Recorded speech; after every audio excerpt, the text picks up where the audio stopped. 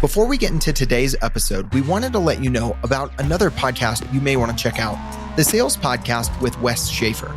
Wes, who's known as the Sales Whisperer, helps salespeople everywhere generate more inbound sales that close faster, easier, at higher margins, with less stress and more fun. Our favorite episode on his show is titled Why You Need to Build for the Next Recession. Check it out and find the Sales Podcast wherever you do your podcast listening. All right, let's get into the show.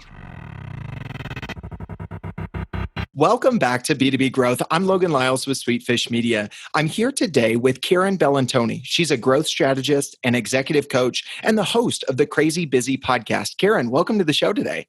Hello, Logan. How are you? I am doing fantastic. Thank you so much for joining me. I'm excited to have you on the show. We're going to be talking about how often as leaders, we don't realize that our team is operating out of fear and what to do about that. Before we get into the strategies and tactics you're going to share today, Karin, give listeners a little bit of context for folks who aren't familiar with you. What are you up to these days? What's a little bit about your background to share for context?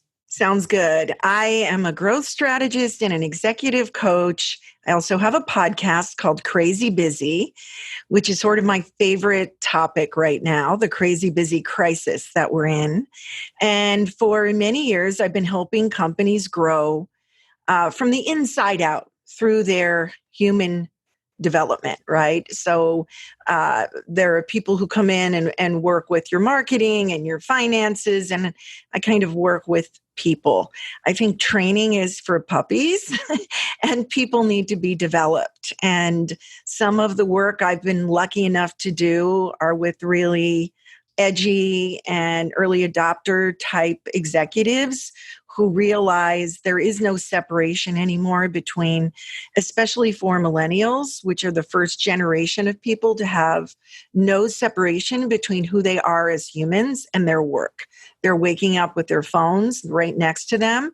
And so that we need to put those boundaries back in place and help them with some of the best practices that have always worked before, as well as some new technology for understanding who they are and why we need a little more separation between who we are as people and how we work in order to optimize all of it.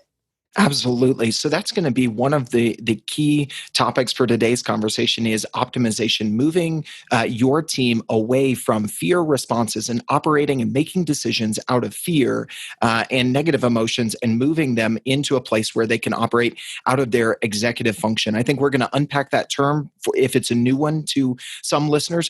Let's start before we get into some of the tactics, Karin, and talk about what is this problem? Why is fear such a big issue for you when you talk to leaders in how they're developing, not training? I love that analogy there and that delineation. Why is this an issue for leaders and their teams? Well, it's funny because last week I was talking to a senior executive who's got a big, hyper-focused, fast-paced marketing division of a company. And he said, kind of frustrated to me, why do we need to teach adults how to communicate with one another? And I don't think we've ever had 4 generations of people in the workforce together. They all have different styles, modalities, and ways they present best. And I think for millennials in particular, who I've been coaching for the past 5 years, I find that there just isn't a safe way for them to communicate how they feel without risking too much personal information. So they really don't know where the lines are and where the boundaries are. And so straddling that can sometimes trigger them into the part of the brain known as the amygdala. So it's not a conscious thing. It's not like people are walking around going, we're in a culture of fear, or, there's a lot of fear at our company, or people are mean, so there's fear. It's an unconscious response out of the executive function, which, as you say, we'll unpack, and into this back part of the brain called the amygdala, the fight or flight response, as most people commonly know it. Yeah, absolutely. I love that you alluded to that, because we're going to be talking about how can you identify when your team is operating out of fear, because it can come in really four distinct ways. Before we do that, though, as we were talking about, Karin, let's unpack this idea of, moving from the back of the brain to the front of the brain, but helping your team operate out of their executive function. Tell us a little bit about this term and unpack it for folks to which, Okay. this might be somewhat of a new term. Sure. So some people are familiar with this term because they have children who've gotten stuck at school, where they either get a diagnosis or a label of ADHD, ADD, or dyslexia, meaning they are not able to stay in the front part of the brain, the prefrontal cortex. They are not using or optimizing their executive function. Other people have just heard it thrown around, but what it really means, the way I look at it is we have three brains. And we've grown these brains over time in our evolution. This is a very simplistic way to explain it because I'm neither a neuroscientist nor an evolutionary expert. But the first part of the brain, people call the lizard brain or the monkey brain, is really there for one purpose. It's not there for pleasure. It's not there for learning. It's not there for going to shows. It's not there for multitasking. It's there to tell us that we're safe or we're not safe. We either need to send cortisol to our gut so we can run as fast as we can, or, we're okay and we're safe and we can be present.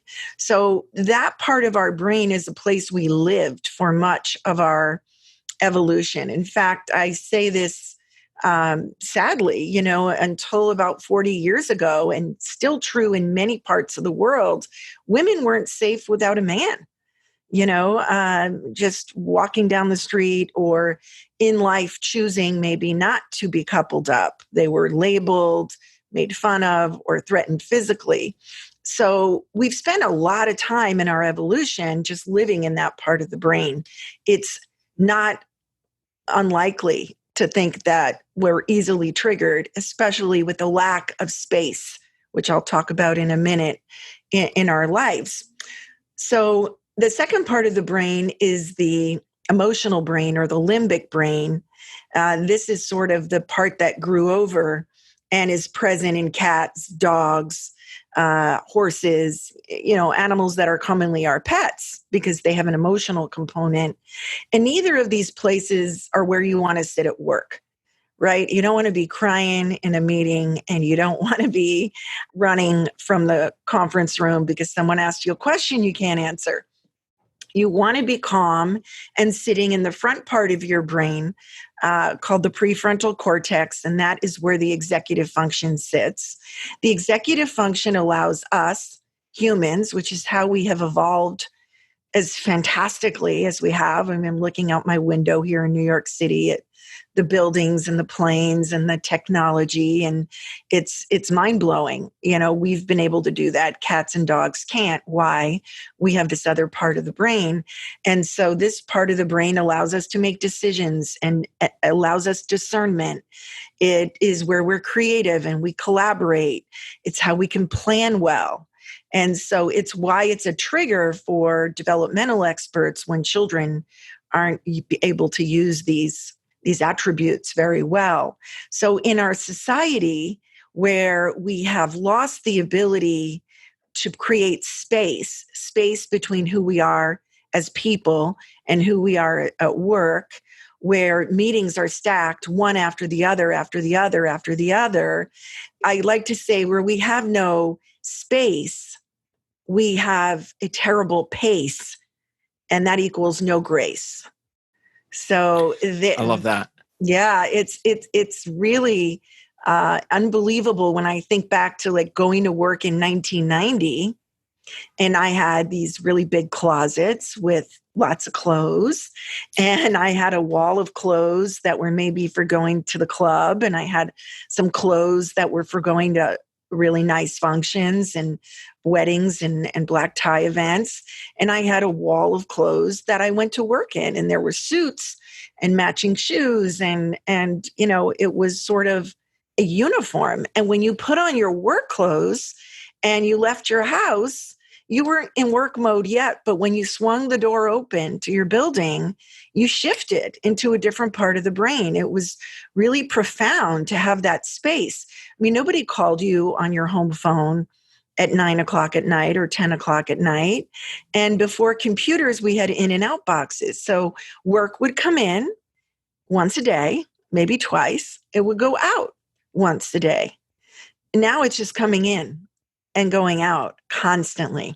So we have no space. We have a bad pace, frenetic pace, and we're losing our grace.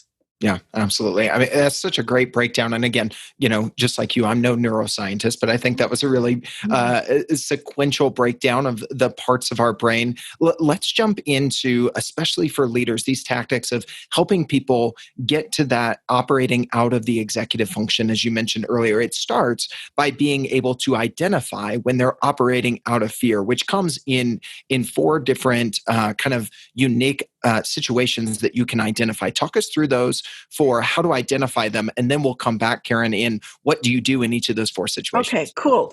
I call them the fear responses, the four fear responses, because I started to see them in the coaching I was doing. And I would have somebody tell me, the Zoom screen would open and there'd be a young woman hysterical telling me about this awful boss that she had and how mean she was. And then I would, see the Zoom screen open the next day and it was the boss and she seemed pretty nice to me, so that's the other thing, my fear responses are going to be different than someone else's. And the way I respond to other people when they're in fear is going to be different than the way you might. So, I have a little story to illustrate this, which is that I was at a big event, a beautiful gala here in New York, and it was weeks and months of prep, and it was a very fancy party and lots of celebrities and kind of thing you really look forward to. And when we got to the event, I was separated from the person I went with because of these table cards. The names weren't right. And so my name apparently wasn't on a card, and the person who was responsible for doing the cards was sitting two people away from me.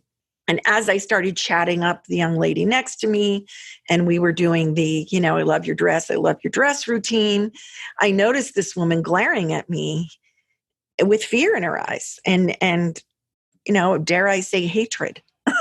I had never seen her in my life. And she said to me, who are you? And I said, well, I'm Karin. And as any frightened person would do, I said, hi, I'm Karin. It's a little intimidating, even for a powerful lady like myself. And so she glared at me and started shaking her head and said, there's no Karin here. There's no Karin here. You don't belong here. And she stood up and yelled. She was hysterical. Karin doesn't belong here. Karin, and when I tell this story to a group of male executives, people cover their face because we're all running around with programs that we were dealt before we were 8 years old. And then in this horrible invention called middle school, we got a lot of social programs. And so I don't care who you are, 95% of you have a program called You Don't Belong Here that you would react very strongly to. It came from the lunchroom seating in middle school. Yep, so yeah, little Logan's going, yep, I remember that one. So it was pretty horrifying. I ended up leaning over, touching her very gently on the arm. I could see that she was in fight or flight fear, and she was in the fight response. And so I said, why don't we walk over to the table and get clear on the fact that I do sit here and this is my table.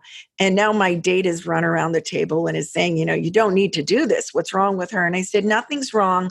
We're all going to go together. And we took 20 steps over to the table. And the lady that checked me in said, yes, Miss Bellantoni, you're at table 3. And she kept shaking her head and she was very upset. And someone had told me later, who was a close friend of hers, that she'd actually been abducted in the country that she's from and held against her will for months. And she had ignored her intuition at the time of the abduction. And since then, she brings place cards to fancy parties and puts name cards around to control her environment. And she actually had made a mistake and had put someone else's name twice and not my name. But what I think happens every day is that people are reaction. That is a very dramatic story. And we just don't Sure. ever know what someone's been through. Mm-hmm. And since I do this sort of holistic executive coaching, where I get to know who people really are and what their patterns and programs are, I can tell you most people in your company have dramatic stories too from their childhoods that can be very easily triggered because they've had no space. They woke up with their testosterone high. They've looked at their phone and they've engaged and they're never turning off. They're never resting the brain. And so they're using up the energy they get in the front of their brain and they're triggering the fear response from exhaustion, from stress, from frustration. And it opens up old wounds that are really inappropriate to share at work. And so nobody understands why people behave the way they do. Hey everybody, Logan with Sweetfish here. If you've been listening to the show for a while, you know we're big proponents of putting out original, organic content on LinkedIn. But one thing that's always been a struggle for a team like ours is to easily track the reach of that LinkedIn content. That's why I was really excited when I heard about Shield the other day from a connection on, you guessed it, LinkedIn. Since our team started using Shield, I've loved how it's let us easily track and analyze the performance of our LinkedIn content without having to manually log it ourselves. It automatically creates reports and generates some dashboards that are incredibly useful to see things like what content's been performing the best and what days of the week are we getting the most engagement and our average views per post. I'd highly suggest you guys check out this tool if you're putting out content on LinkedIn. And if you're not, you should be. It's been a game changer for us. If you go to shieldapp.ai and check out the 10-day free trial, you can even use our promo code B2B Growth to get a 25% discount. Again, that's shieldapp.ai and that promo code is B2B Growth. All one word. All right, let's get back to the show. Yeah. So that sort of, you might not see yelling and standing up and screaming to the room, but that sort of combative nature, is indicative of number one, that fight response. I kind of thought we might summarize them all and then come back to what to do. But I think it might make sense, Karin, just, tell us a little bit about what you did in that situation and what leaders can do, either learning from that situation or a common way to deal with that fight response. Since we're right here on this one, and that story is so fresh, right? Yeah, it's fresh. And, I can pat myself on the back and say how well I handled that. But the truth is, it was a friend of mine's event and he was up on stage. And the last thing I wanted was for him to look in the audience and see a girl fight or a commotion and me be the start of it. Yeah. So I was really in a very grounded state. I did not allow my fear response, which in that situation might have been fight. Right? There could have been a horrible fight at the table, would have ruined everyone's evening. I could have run away and avoided and sat with other people or found a security guard to get her in trouble. Frequently, that's what flight people do.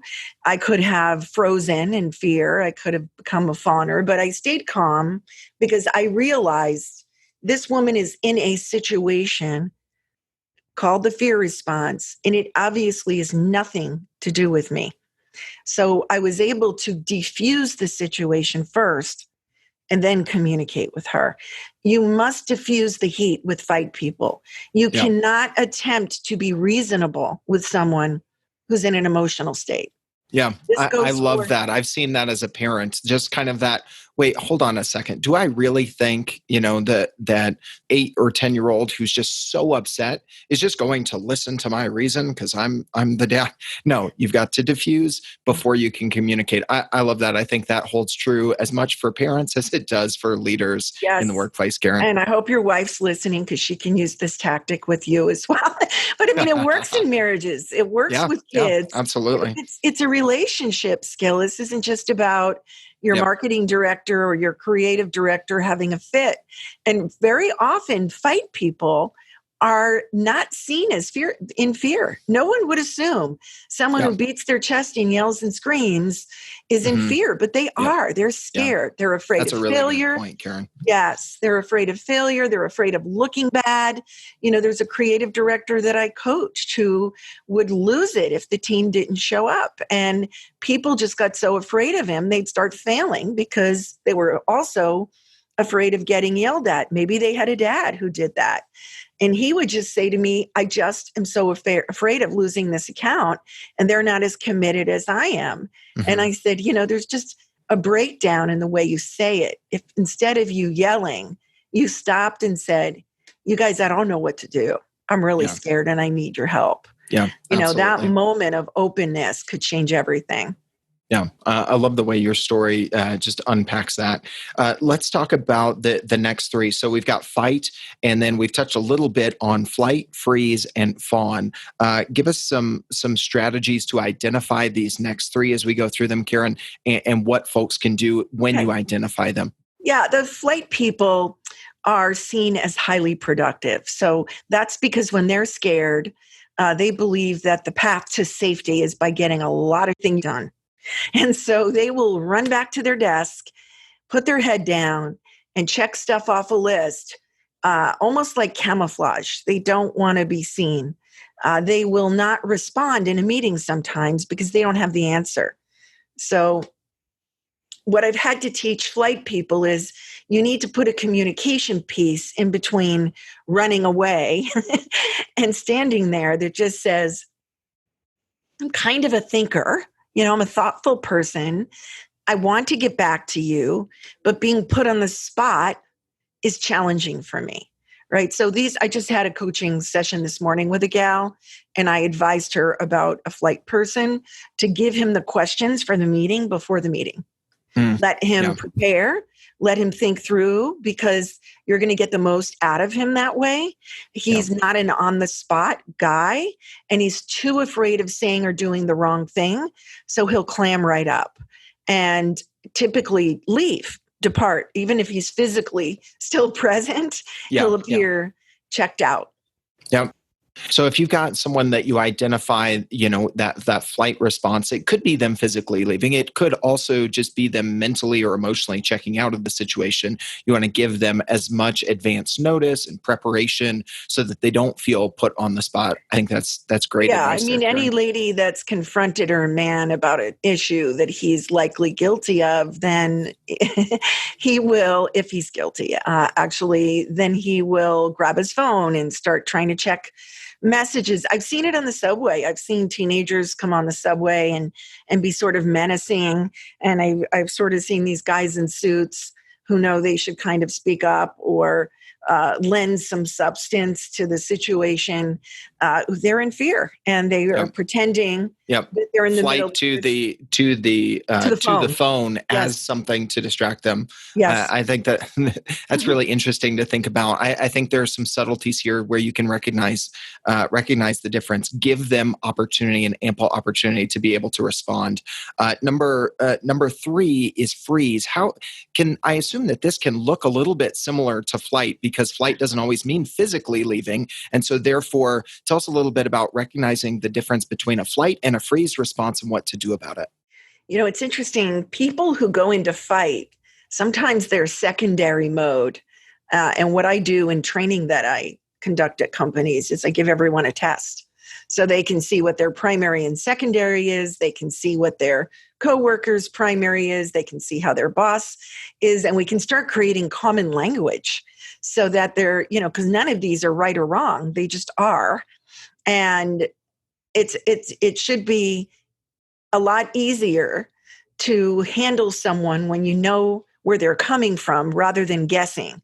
And freeze people are the hardest people to coach. They are almost, if you think about a chess game, they're paralyzed like the deer in the headlight, right? And so what happens to the deer every time they get paralyzed.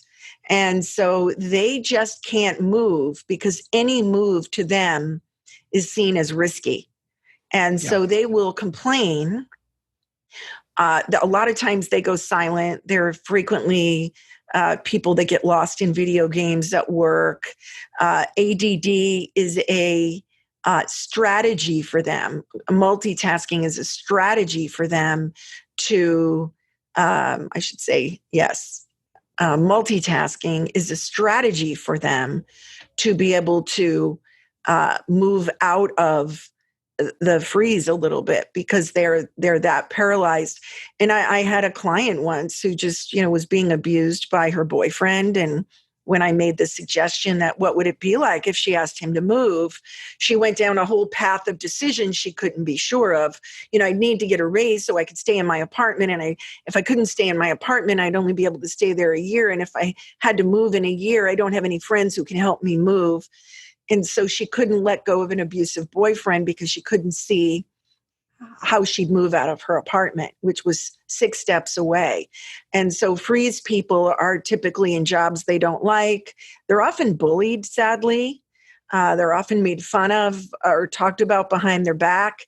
They're the last people at the office every day because it's a little safer and easier to get things done when no one's around. They just literally don't feel safe around people. Mm-hmm. Yeah, that makes a lot of Bad. sense. And I think you've given us some very good clues to kind of pick up on what are some things you can do to enable these folks that have that freeze response or tend to, I don't want to label and put people into buckets, but tend to operate out of that freeze response first most often. Give them a small baby step.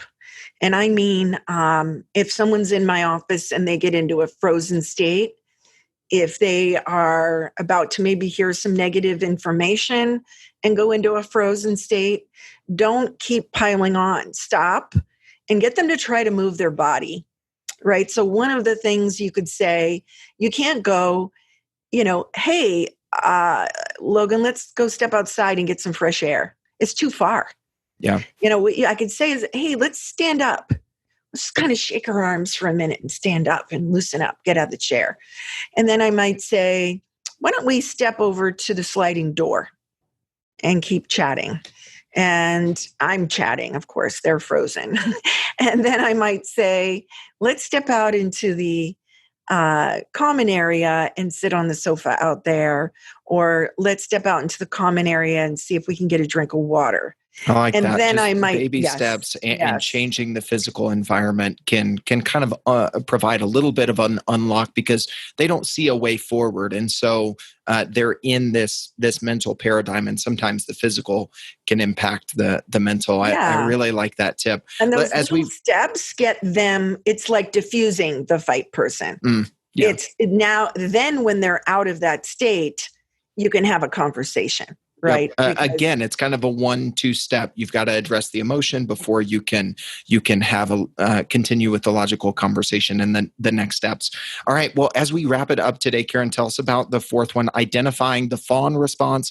What to do about it as we wrap up this great conversation today. Well, this is a person you might see more than any other at the office. And it's the one people hear the least about. So fawners, if you think about, fawning all over somebody, believe that in order to be safe in any relationship, they must meet the needs of everyone else but themselves. So they're pleasers, they're codependents, they're yes people. And so if a fawner works for you and is in a position of especially like a coordinator or like a traffic person or a team member who is responsible for a lot of admin for different executives, or just somebody who has to answer to a lot of people, and you see them always saying yes, you need to stop them, because what happens is they keep saying yes, they flip into the amygdala, and then they don't get anything done because they get overwhelmed and overburdened.